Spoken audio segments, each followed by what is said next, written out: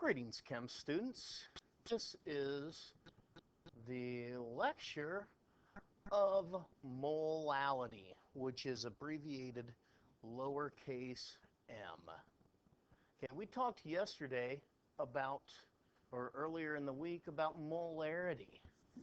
Okay, molarity, molality, very close. Make sure you pay attention and do not get the two of those confused. Molality, lowercase m, is equal to the moles of the solute divided by the mass of the solvent in kilograms. So if we were to take the moles of solute, divide it by the mass in kilograms, we have the molality. So looking down here, a 1.0 lowercase m, a 1.0 molal solution of sodium chloride. Okay, so let's go on and let's look at some examples of molality. Here we go on our first one. A solution was prepared by dissolving 17.1 grams of sucrose, which is C12H22O11, in 125 grams of water. Find the molality of this solution. Well, I know that the molality, the lowercase m, is equal to the moles of solute divided by the kilograms of solvent. So I need to determine what is being dissolved and what is doing the dissolving. Well, what is being dissolved is 17.1 grams of sucrose. What is doing the dissolving is 125 grams of water. So the very first thing I am going to do is I'm looking at that and I need to make that into kilograms from grams. So I know my grams of solvent turned into kilograms is going to be 125 grams is equal to 0.125 kilograms.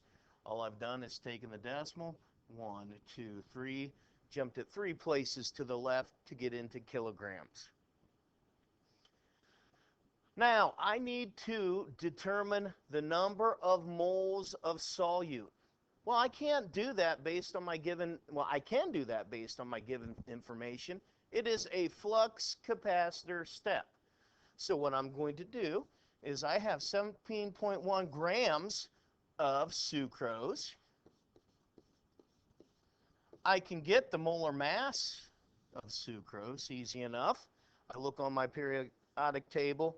I have 12 grams of, or 12 carbon atoms, 22 hydrogen, 11 oxygen. So when I put this together and do the math, the molar mass of sucrose is 342.29648 grams.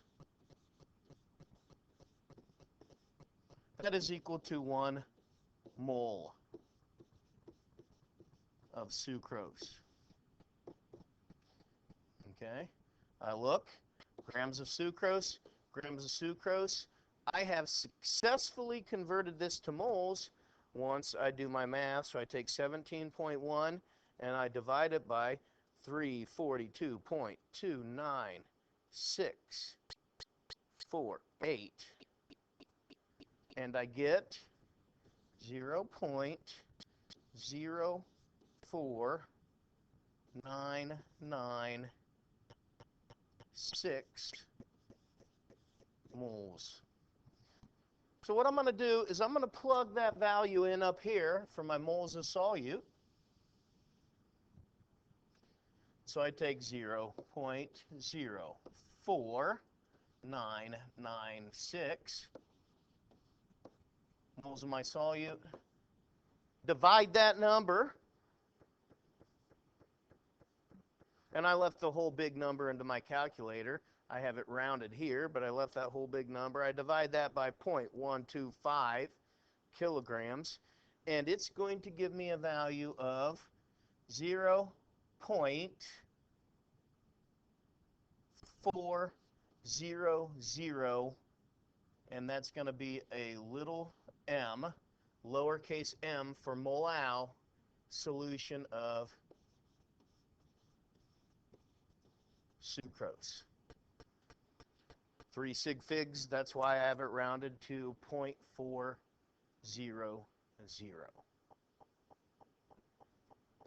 Let's look at another example. Okay, let's get another example here. All right, it says, how many grams of iodine, I2, must be added to prepare a 0.480 molal solution of iodine in carbon tetrachloride if 100.0 grams of carbon tetrachloride is used? Well, once again, lowercase m is equal to moles of the solute divided by kilograms of the solvent. Well, let's look and see what we have and what we need. Okay? Well, what we have. I have a molality, so that is 0.480 lowercase m. I have a solution of the solvent, which is 0.1000 kilograms of carbon tetrachloride.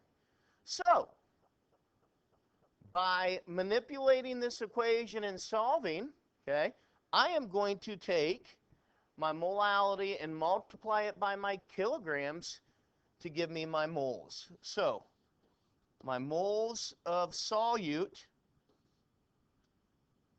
is going to equal my molality multiplied by my mass in kilograms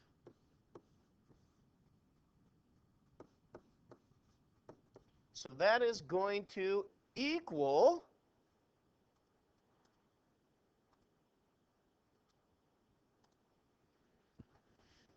0.048 moles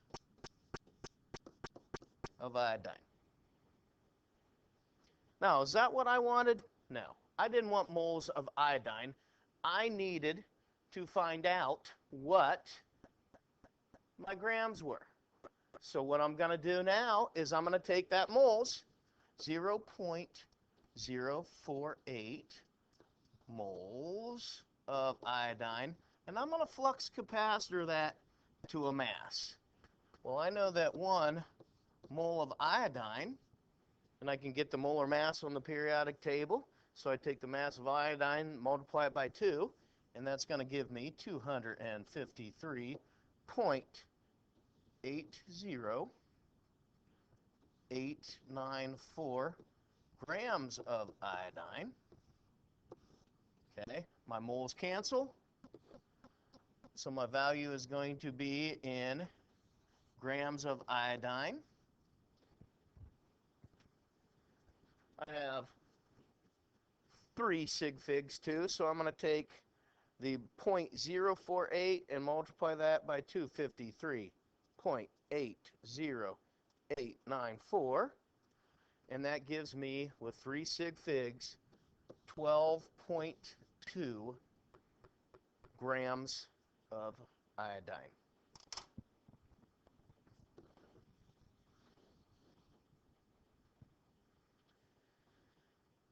Okay, let's go on to yet another example to work here.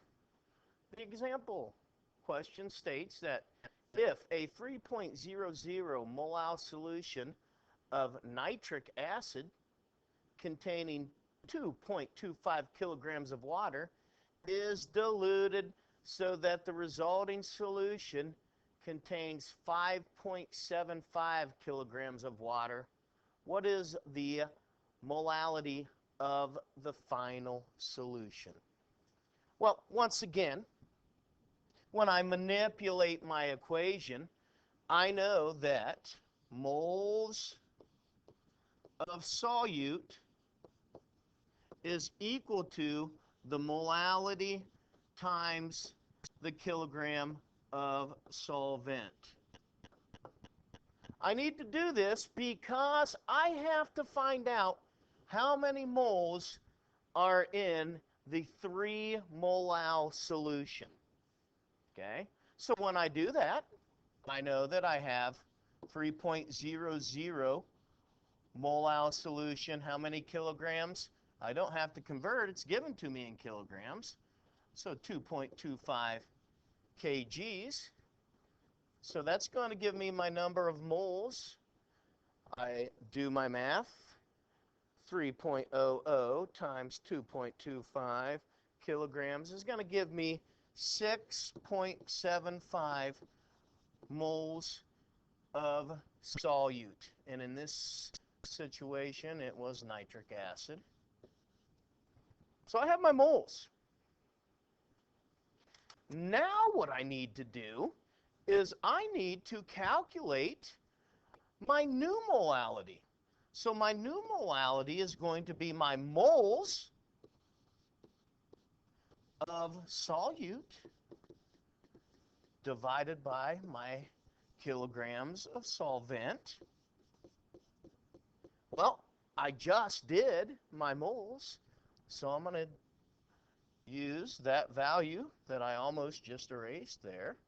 I'm going to use that value of 6.75 moles of nitric acid. My kilograms of solvent, I can go back to my original problem, and I diluted it to 5.75 kilograms. So my new molality is going to be 6.75 divided by the 5.75, and it's going to give me, with 3 significant figures, a 1.17 molal nitric acid solution, which that makes sense because we are diluting it. We are adding water to it, so the molality should be less than what I started with, which was 3.00 molal. Now we got one final example to work. Okay, the final example to work. Nice piece of cake, simple one. What is the mass of a 4.3 molal solution of sodium sulfate dissolved in 6.21 grams of water? I'm going to pause the recording. I want you to do this, ladies and gentlemen, on your own. Once you have this done, then I will work it on the smartboard so that you can see if you got it right.